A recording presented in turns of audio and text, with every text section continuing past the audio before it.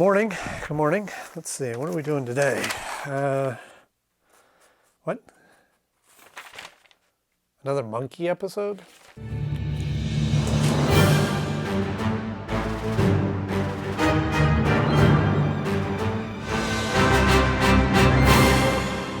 Hello friends, welcome back to the show. So glad to see you all once again, and if you're new here, thank you for stopping by. I'm so glad to see you because this is the show where we go back and look at cartoons and movies and shows and comics and toys that we grew up on in the 80s and 90s. So if this sounds like something you might enjoy, hop below, hit that subscribe button, click like if you desire to.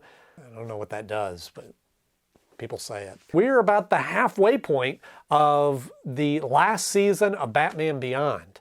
Whew, time flies. So sit back and enjoy as we talk about Speak No Evil, which originally aired on November 4th, 2000. I just don't see the point. Yeah, so here we go, another monkey episode. It seems like every animated series needs to have a giant gorilla, King Kong sort of episode. We've seen it several times throughout the animated series, and as well as other cartoons. It just seems to be a familiar trope, and I don't know if it's just a rite of passage, but they do some interesting things in this episode, and some things that are a little different, some things I wish they would have done differently, but we'll talk all about that right after our 60-second Beyond Bomb rundown, and for that, we have a special guest. Take it away. Okay, the episode starts out with Gothamites freaking out. There's a gorilla on the loose. Terry's down the road with his friends. They hear it. Max helps him cover so he can go investigate it. He shows up, gets into it with the gorilla. Then the gorilla escapes on a train. Scientists show up to give exposition that the gorilla is an escaped lab gorilla that has gone crazy, but not too crazy because by the time the train gets to the next stop, the gorilla has already gotten off. Terry talks to Bruce and they decide to do some detective work at the lab where he escaped, and they find out that he was illegally given hormones or DNA of humans, so now he's super intelligent. Meanwhile, the gorilla sees an ad on the street that the poacher who kidnapped him is there in Gotham, named Van Dyne, kidnapped him and his mother, so he is going to make that his target. In searching for him, Batman catches up to him again. They have a fight at construction site, but the gorilla, whose name is Fingers, now can talk, and they make an agreement that Terry has that night, to find Van Dyne, bring him to justice, and find the gorilla's mother. So Terry goes to do that. He goes to the preserve where Van Dyne is, finds evidence of poaching, but is quickly knocked out, and no one can reach him. Fingers hitches a ride on a police car out of Blade Runner, then hails down a cab who thinks that he's a person dressed as a gorilla, goes to the preserve to find out what's going on. When he gets there, he's able to save Terry, who's locked up with some lions that are about to eat him, and then they get away from bad guys who are shooting at them with stormtrooper aim.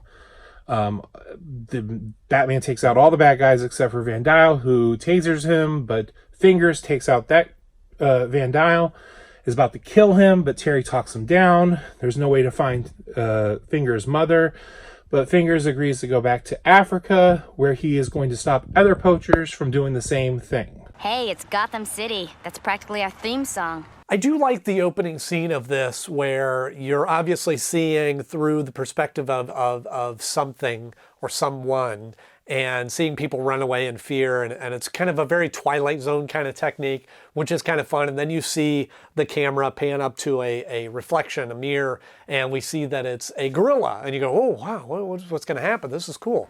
To use the technical term. I love gorillas and monkeys. I think they're very fascinating animals. And I think that that's why they get used in a lot of these shows, because they are kind of human-like. We got Planet of the Apes, and we've got, King Kong, and we've got, what was the name of the giant gorilla in Superman, the animated series? Titano! Remember me? It was just, there's always these kind of elements of the monkey that goes to space or gets super intelligence, and it's just a very familiar story. And sometimes I feel like in shows like this, we run out of ideas. I shouldn't say we run out of ideas, but we don't know what else to do, and we just go into the bag of tricks and go, well, we could always do a monkey episode. What have we ever done to you? And I'm always looking at these going, what if you took this story and you made it a giraffe? Just made it a completely different animal. What would it look like? Well, gorillas are a lot smarter than most people realize. But it just feels like it was just the first idea of like, okay, there's a monkey gorilla running around terrorizing the city and he could speak. Okay, and even within the DC world, we see that. We've got Gorilla Grodd already, which was a very similar character to this guy. And at this point in the timeline of Batman, Bruce Wayne, Justice League, all of them have gone up against Gorilla Grodd.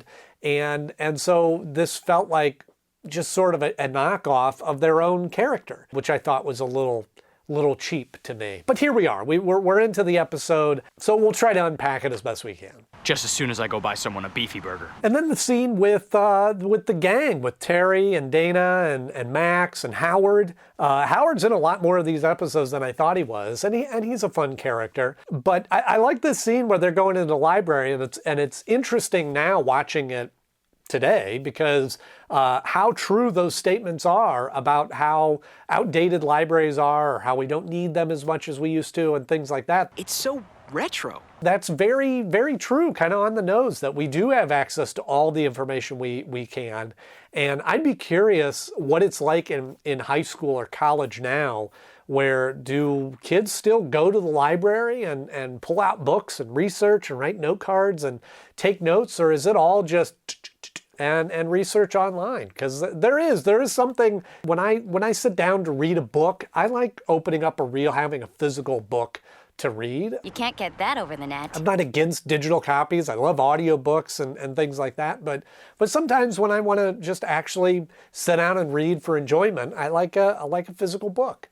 But yeah, I feel like they were kind of poking fun at this idea of not needing libraries 20 years ago, but now it's sort of come to fruition. And now we've got a gorilla on the loose. So yeah, we've seen the gorilla running through the city and running amok and scaring people, and we've seen gorillas talking and all that. But I think the missed opportunity in this episode was Van Dyel. We must do everything we can to preserve our wildlife. I want to know more about that character. I think he's much more interesting than a talking gorilla. He's got this eyepiece that apparently can see Terry when he's invisible. I think we do have a problem. Is a poacher? Why is he poaching? Is it just a money thing, or is there a more interesting plot in there?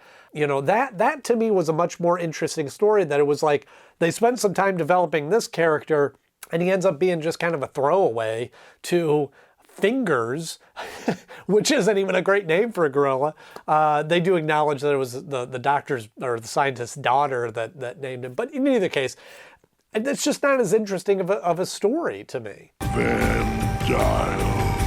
I do have to say, though, it is a really good gorilla voice for this character. It's exactly what I think that if a gorilla talked would sound like. I think it's a great match. Why can't you leave us alone? So as I'm watching this episode, there's some neat elements and there's some good reveals where the gorilla doesn't talk until later on. Van Dyel is an interesting character. We've got this, a gorilla flashback, which may be an original thing. I don't think we've seen that before. I haven't seen my mother since. But this story of like, oh, okay, poachers came and took his mom, that's not good. And he's trying to get revenge, and it's sort of a subplot that he got intelligent from this. What happened to with the scientists that, were experimenting on him and things like that. There was interesting moments throughout this episode, but in general, I was sort of bored. I was sort of just, it just felt like a generic episode. It just felt like things just sort of happening, and there wasn't a lot of originality into the episode. And sometimes it only takes one thing, just a little bit of a different twist or a different take or different perspective on something. But overall, it just felt like a weird topic to do a Batman Beyond episode on. I just want to know where he sent my mother. Especially for Batman Beyond. And I say that because Batman Beyond, we've got splicers where people are infused with animals and those traits. Like, that is an original idea for Batman Beyond. So I felt like we could have went more down that path or followed that, or had the gorilla face off against, like, he was forced to become more human-like, and now we've got humans trying to be, you know, animal-like, and maybe there was a gorilla. You know, there's just other things that they could have done in the episode, and I just felt like they didn't. Kind of makes you cynical, doesn't it? And then at the ending of all this, we take the gorilla back home, and apparently Bruce has the antidote for him to eliminate the human DNA in him, and he refuses it. And I get it, like, he wants to remain intelligent but strong as a gorilla to stop poachers from coming into his world and things like that. I want to remember. Maybe it was an episode that was handed down by the network going, hey, we need to do an episode about, hey, don't poach animals, don't take animals away from their mother. I don't know. I don't know anything about this. It just felt like they needed to check this box, that they did this animal rights or conservationist episode. And I don't have any problem with that. I think that those are good subject matters to talk about, and it's good to be aware of that. And there's a real problem out there of the poachers and things like that, but it just didn't feel well executed. It felt like the writers even were sort of bored with this idea. It just felt like, just if they would have spent a little bit more time, maybe it was rushed, maybe it was forced. I felt like they could have pushed this episode a little bit further. But now they're going to have to deal with me. So when it comes time to rank this episode, it's probably no surprise to anyone that it doesn't rank very high for me. And it may just be personal preference, but as I was watching this, it just didn't feel, the subject matter felt generic, but it also didn't feel well executed. It felt rushed and forced and just sort of like, we needed an episode to fill this week, and here we go. And which is always interesting to me when I see episodes like that in the animated world, because it isn't like they can just grab a camera and go shoot this real quick and be done and put it out there. There's a lot of work and prep and time that goes into each and every episode. And sometimes episodes like this come along and I'm like, boy, they really just they spent a lot of time to make this episode, but why? So for all those episodes, this falls at the number 40 spot of my favorite episodes so far. I know, pretty far down on the list, but I do have this actually falling below Terry's Friend Dates a Robot, however that title goes, because it is that sort of leaned into the ridiculousness of what it was and is a more of a comedic episode. And especially now that I've seen a few of those comedic episodes, I see that they were going for different styles in the show. No, that one's not a great episode. I mean, we're sort of battling for last place here, but I felt like it just was a little bit better than this episode. But I do have this one beating out Winning's Edge because, again, that episode it's about sports, and it's steroids, and it's kind of in that same family of, like, I just felt forced and kind of boring. But this one at least had a talking gorilla. I am not human.